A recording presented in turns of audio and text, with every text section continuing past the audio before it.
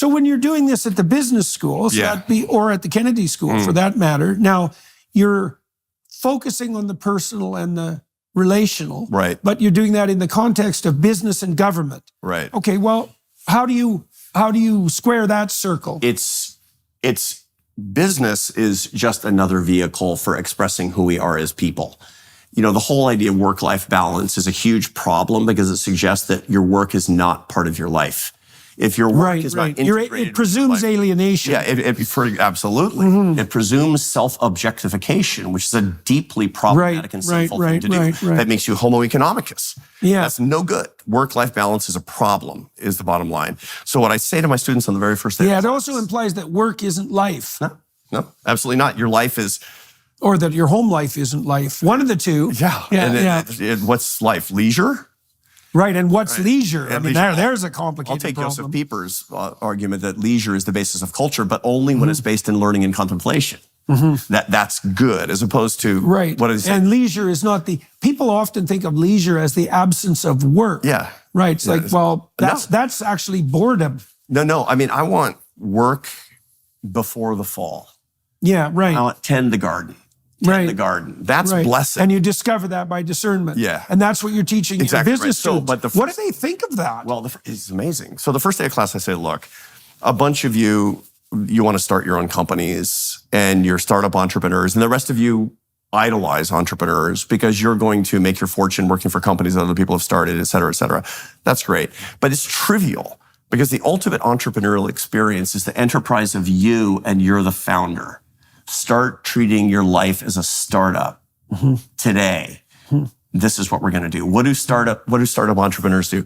They're willing and able to take risk in exchange for the potential explosive rewards that come from it. And and to understand that's an adventure. That's an adventure. And by the way, you have to know what the denomination of your rewards are. If you're thinking in Thomistic terms of money, power, pleasure, and fame, woe be unto you. But if you're thinking in terms of love and happiness, game on.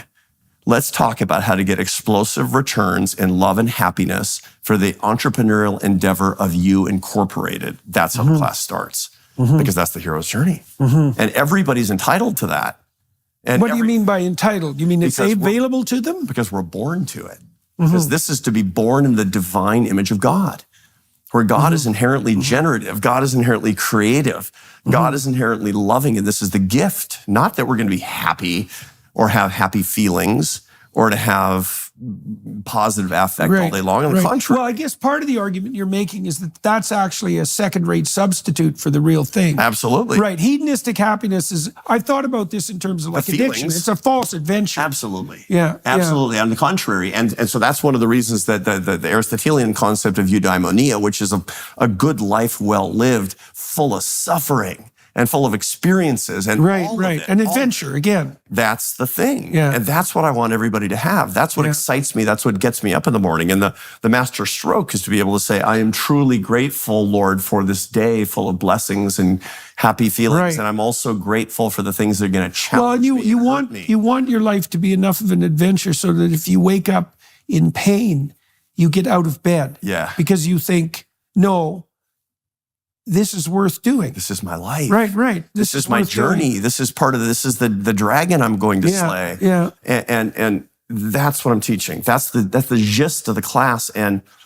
so how do the students, so I would suspect that the typical, or many of the typical students, particularly in business, is a bit of a stereotype, but I'm going to run with it anyways for the time being, is they're going to be much more materially focused. And maybe I'm wrong about that, rather than admiring entrepreneurs. Like, look, I worked with a bunch of startups and a bunch of these incubators in Canada, which are all fake, by the way. It was just, it was so corrupt. It was just beyond comprehension.